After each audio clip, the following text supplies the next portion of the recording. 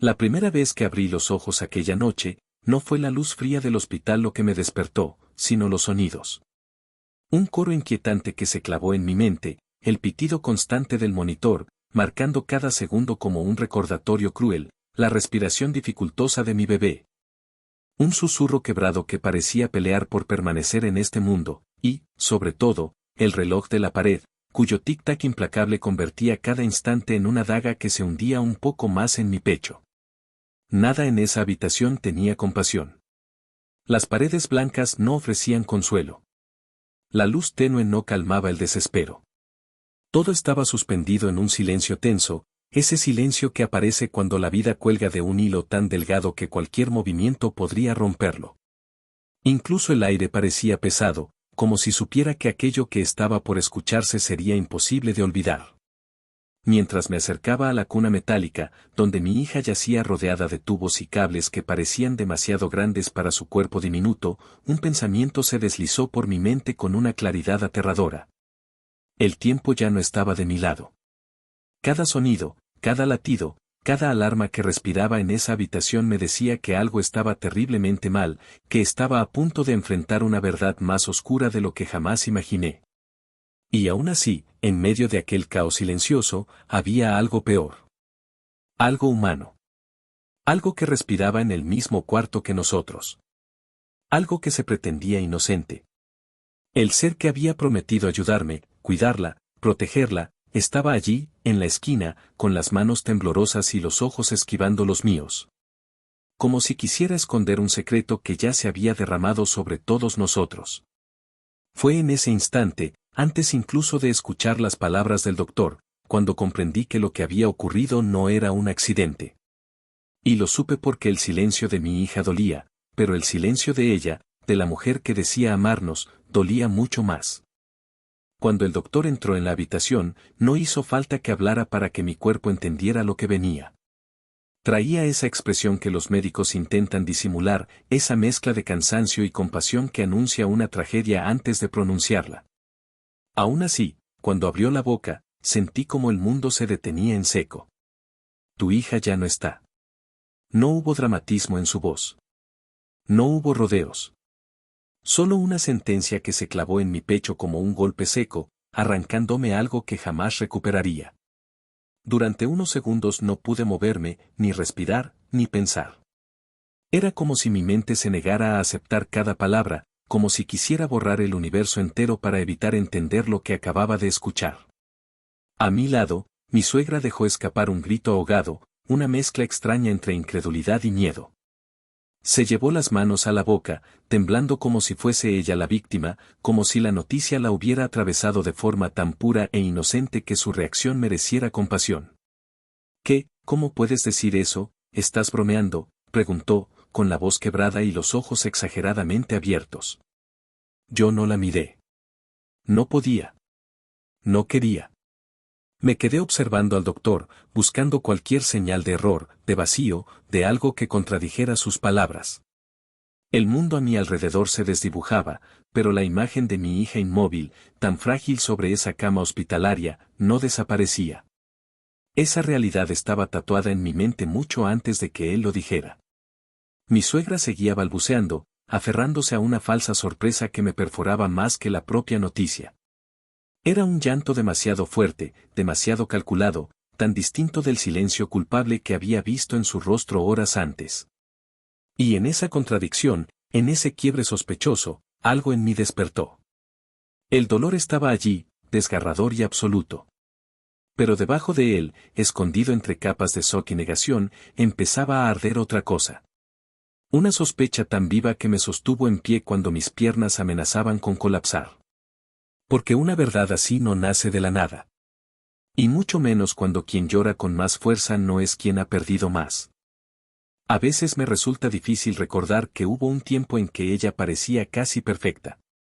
Antes de que todo se tiñera de sombras, mi suegra era la imagen misma de la calidez.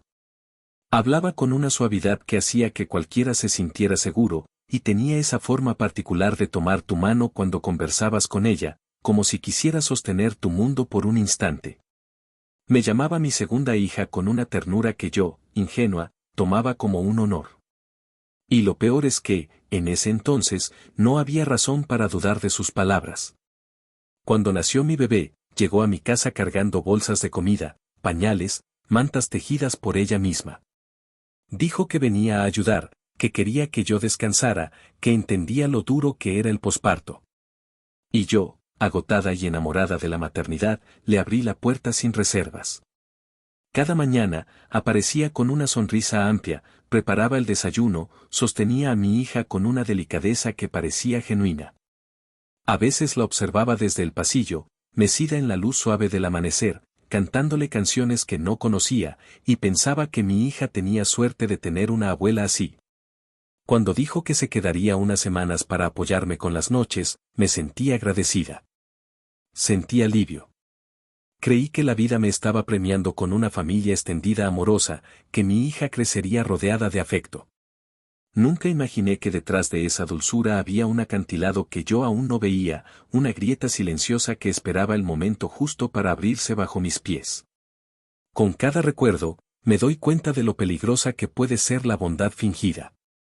Porque lo que más duele no es la traición, sino haber confiado de verdad. Y en esos días, cuando ella me abrazaba y prometía cuidarnos, yo lo creí todo. Creí que su amor era real. Creí que estaba a salvo. Y esa ilusión fue el primer paso hacia el abismo que nunca vi venir. Las primeras noches de llanto comenzaron como algo normal. Un bebé recién nacido llora, eso lo sabe cualquiera. Pero había algo en la forma en que mi hija sollozaba que me inquietaba, no era hambre, ni frío, ni el llanto suave de un recién nacido buscando consuelo.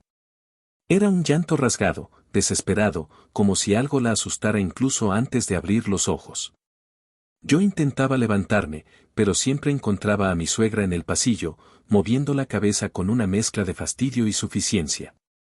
«Estás mal acostumbrándola», decía mientras caminaba hacia la cuna.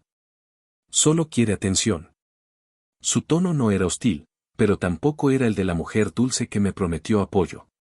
Sonaba más como quien está harta, quien siente que el llanto de un bebé es un desafío personal. Las noches se volvieron más pesadas.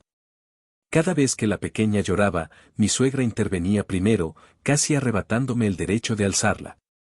Y aunque me decía que la tranquilizaría, cada mañana yo despertaba con una sensación de incomodidad, como si algo en esa rutina nocturna no encajara.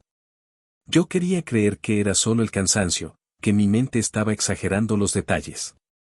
Quería confiar en la mujer que decía amarnos. Hasta que vi los primeros moretones. Pequeñas marcas purpúreas en los brazos diminutos de mi hija.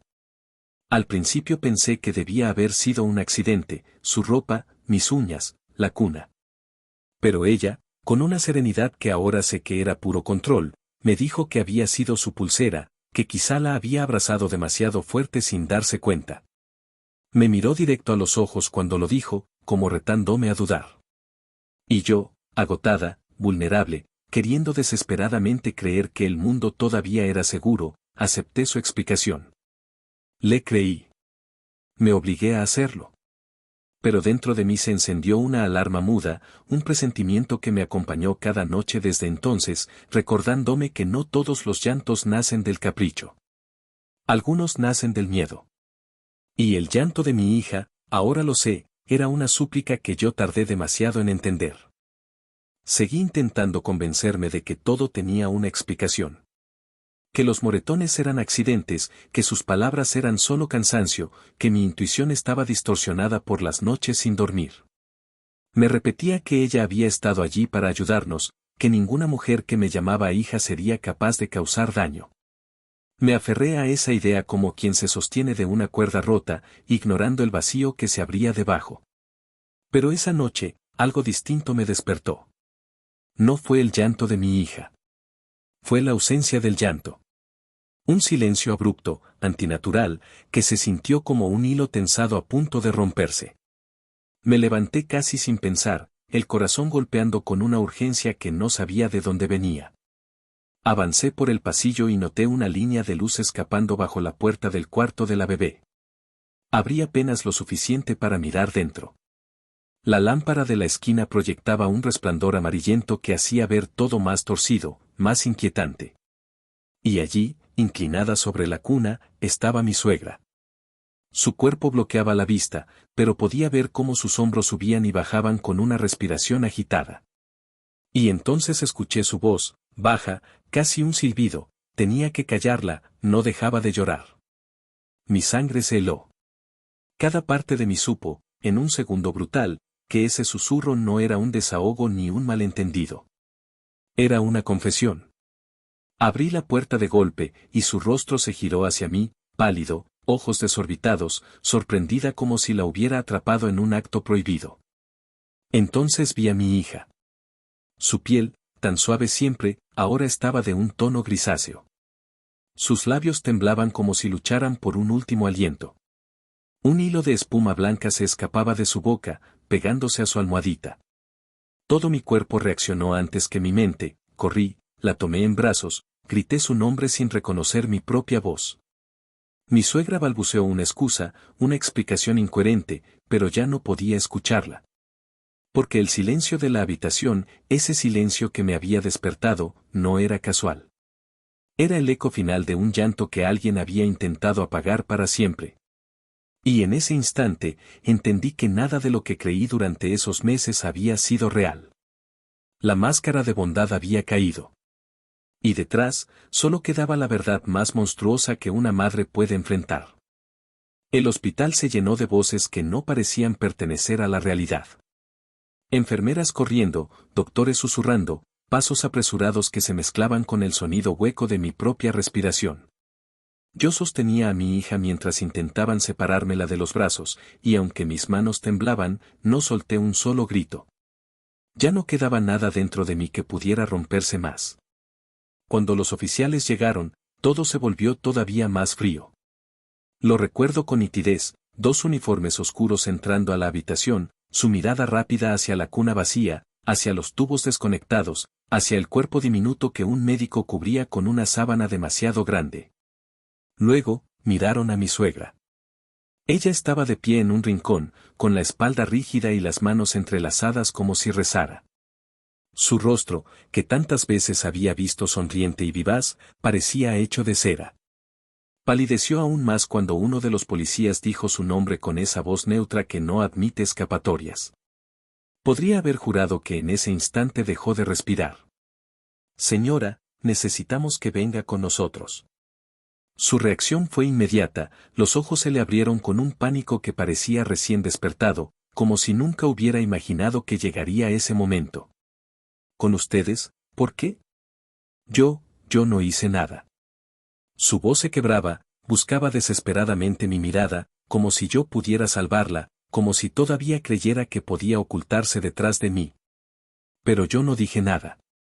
Me quedé inmóvil, sintiendo el vacío crecer en mi pecho. Había tantas cosas que podría haber dicho, tantas verdades que quería gritar, pero mi silencio pesaba más que cualquier palabra. Era un silencio lleno de certezas, un silencio que la atravesó más que cualquier acusación. Ella dio un paso hacia mí, temblando, tratando de leer en mi rostro alguna señal de apoyo. Pero no la encontró.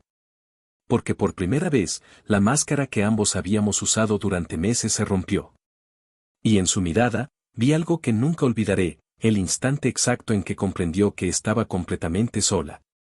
Los oficiales la escoltaron fuera de la habitación y mientras la puerta se cerraba detrás de ella, su figura se desmoronaba como un edificio viejo. Yo seguí allí, en silencio, mirando el espacio donde había estado mi hija. Y entendí que ese silencio no era debilidad. Era el principio de algo más feroz, más profundo, más irrevocable que cualquier grito. La habitación quedó sumida en un silencio opresivo después de que se llevaron a mi suegra. Solo quedaron los sonidos mecánicos, el zumbido de la luz fluorescente, el eco lejano de pasos en el pasillo, y el pitido intermitente de las máquinas que ya no tenían razón de seguir funcionando. El monitor junto a la cama aún emitía un tono constante, un sonido que antes me aterraba y ahora me parecía vacío, casi irónico. Mi hija ya no necesitaba nada de aquello. Me acerqué a la camilla donde su pequeño cuerpo yacía ya frío bajo la sábana. La acaricié con la punta de los dedos, temerosa de quebrarla incluso ahora. Su piel, tan suave y tibia días antes, tenía una quietud que nunca debería pertenecer a un bebé. Mi respiración se volvió más lenta, como si el tiempo mismo me obligara a contemplar cada segundo, a sentirlo en carne viva. Las lágrimas no llegaban. No había espacio para ellas. Lo que me llenaba era un vacío tan profundo que parecía no tener fondo. Y dentro de ese abismo, algo empezó a tomar forma. Un pensamiento firme, una promesa silenciosa que no necesitaba palabras para existir. Me incliné sobre ella, con la frente casi tocando la suya, y murmuré lo que mi corazón ya había decidido. No te van a olvidar. No permitiré que esto quede enterrado, ni que la verdad quede escondida detrás de llantos fingidos y excusas cobardes. No voy a dejar que tu vida, tan corta y tan injustamente arrebatada, se desvanezca como si nunca hubiera importado. El mundo podía llamarlo duelo, podía llamarlo locura, podía llamarlo rabia. Pero para mí era otra cosa. Era un juramento. Una semilla que acababa de enraizar en lo más profundo de mi ser. Si la justicia no llegaba por sí sola, yo la arrastraría hasta aquí con mis propias manos. La habitación, helada y estéril, parecía escucharme. El pitido de las máquinas continuó, como marcando el inicio de algo. Y por primera vez desde que entré a ese lugar, sentí una fuerza distinta abrirse paso dentro de mí. No era consuelo. No era alivio. Era determinación. Mi hija no descansaría, no hasta que la verdad encontrara su voz. Y yo sería esa voz. El juicio fue una farsa desde el primer día. Una sala llena de murmullos, abogados bien vestidos, vecinos curiosos y un juez que parecía más preocupado por el horario que por la vida que se había apagado. Yo me senté en la primera fila, con las manos entrelazadas y la mirada fija en la mujer que había destruido mi mundo. Ella entró cabizbaja, caminando despacio, envuelta en un chal viejo que la hacía parecer frágil, casi indefensa. Era un disfraz, lo sabía. Lo había visto usar otras máscaras antes. Su abogado habló durante horas, pintándola como una abuela agotada, confundida, víctima de un accidente que la sobrepasó. Repitió palabras como edad, fragilidad, error, y cada una de esas palabras caía sobre mí como un golpe. Nadie mencionaba el susurro que yo había escuchado en la habitación. Nadie hablaba de los moretones, de las noches de llanto, de las excusas cuidadosamente hiladas. Solo yo conocía esa versión de ella, la que no encajaba con la imagen de mujer piadosa que ellos intentaban vender. Cuando llegó la sentencia, el juez apenas levantó la mirada. 5 años, dijo. 5 años de condena, suspendida. Acompañada de unas horas semanales de servicio comunitario. Sentí como mi cuerpo se endurecía, no de sorpresa, sino de una indignación tan profunda que se asentó donde antes había dolor. 5 años por una vida de un mes. 5 años por mi hija. Y ni siquiera tocaría una celda. Mi suegra lloró al escuchar el veredicto, lágrimas gruesas que caían por su rostro como si fuera ella la agraviada. Los periodistas tomaron notas, los asistentes se levantaron, el juez salió sin mirar atrás. Y yo, en silencio, observé cómo todos parecían aceptar aquella sentencia como si fuera justicia. Pero yo sabía algo diferente. La justicia que entregan los tribunales es apenas un simulacro, una versión tibia y limitada de lo que el corazón realmente exige. Lo que ocurrió en esa sala no fue justicia. Fue un trámite. Un papel firmado, una decisión cómoda, una absolución disfrazada de castigo. Mientras ella salía rodeada de murmullos de lástima y falsas palabras de consuelo, yo comprendí que la promesa que había hecho en la habitación del hospital no podía depender de un juez. La verdadera justicia tendría que nacer de mí. Y ese día, al ver cómo se alejaba sin cadenas, supe que mi lucha apenas comenzaba. Después del juicio, muchos creyeron que yo había aceptado la derrota. Me vieron caminar por el pueblo con la cabeza baja, saludar con una sonrisa tenue y silenciosa, evitar discusiones, incluso dedicarle palabras amables a la mujer que había destruido mi vida. No era una máscara fácil de llevar, pero entendí pronto que la gente baja la guardia cuando creen que ya no tienes fuerzas. Y yo necesitaba que todos, especialmente ella, pensaran que me había rendido. Mi suegra volvió a su rutina casi con alivio. Hablaba con sus vecinas de lo duro que había sido todo, contaba cómo yo la había perdonado y cómo estaba tratando de reconstruir su vida. Mentira tras mentira. Yo asentía en silencio, dejándola creer que su actuación funcionaba. Porque mientras ella jugaba a ser víctima, yo trabajaba en las sombras. Comencé por conseguir copias de los reportes médicos, los que describían cada hematoma, cada lesión, cada signo de abuso que nadie quiso mirar a fondo. Luego revisé una y otra vez la grabación que había logrado obtener aquella noche, su voz temblorosa susurrando una frase que jamás podría borrar de mi mente. Tenía que callarla. Esas palabras eran un arma, una prueba directa, pero aún no era suficiente. Necesitaba más. Revisé fotos que había tomado sin intención de usarlas, imágenes de las marcas en los brazos de mi hija, huellas que ahora parecían gritar su historia. Cada pieza se convertía en parte de un rompecabezas que debía completarse sin errores. Y una vez que lo tuve todo, comencé a filtrar la verdad. No de golpe, sino en pequeñas dosis. Un documento anónimo enviado a su iglesia. Una foto filtrada en redes locales. Un fragmento del audio compartido en un foro comunitario. Los susurros empezaron como un murmullo tímido, luego crecieron. Vecinos que antes la abrazaban empezaron a evitarla. Compañeros de trabajo llamaron a su superior. La iglesia pidió aclaraciones. Y cuando el audio finalmente se volvió viral en un grupo local, ya no tuvo dónde esconderse. La presión social fue tan implacable que, por primera vez, la justicia oficial tuvo que levantar la vista. Y así, empujada por la voz del pueblo más que por la ley, la investigación se reabrió. Ella no lo entendía, no podía creer que esa calma que yo mostraba era, en realidad, el ruido silencioso de la verdad acercándose. Porque yo no había perdonado. Yo había esperado. Y la espera, bien usada, es el arma más precisa que existe. El segundo juicio no tuvo nada que ver con el primero. Esta vez, la sala estaba llena por razones distintas, no para presenciar un espectáculo de lágrimas fingidas, sino para escuchar lo que la comunidad ya sabía. Mis filtraciones habían hecho más que abrir dudas, habían destrozado por completo la imagen de inocencia que ella había construido durante años. Su rostro, antes tan seguro, ahora lucía apagado, sin defensa que pudiera sostenerlo. El fiscal presentó las pruebas una por una. Los reportes médicos. Las fotos de los moretones. El audio donde su voz confesaba lo que intentó negar. Cada pieza cayó sobre la mesa como un golpe certero. Ella, sentada detrás de su abogado, se hundía un poco más con cada revelación, como si su cuerpo entendiera antes que su mente que ya no tenía escapatoria. Cuando el veredicto llegó, no hubo sorpresa. Culpable de homicidio en segundo grado. La palabra culpable resonó en la sala con un peso que casi se podía tocar. Ella rompió en llanto, suplicando clemencia, mirando a todos como si esperara piedad de alguien.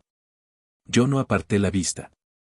No porque la odiara, ni porque disfrutara verla caer, sino porque necesitaba presenciar ese momento. No por justicia. Por equilibrio. Muchos esperan que en un instante así uno sienta alivio, triunfo, tal vez incluso satisfacción. Yo no sentí nada de eso. No había victoria posible en una historia donde mi hija no regresaría jamás. Lo que sentí fue algo más sencillo, casi frío, igualdad.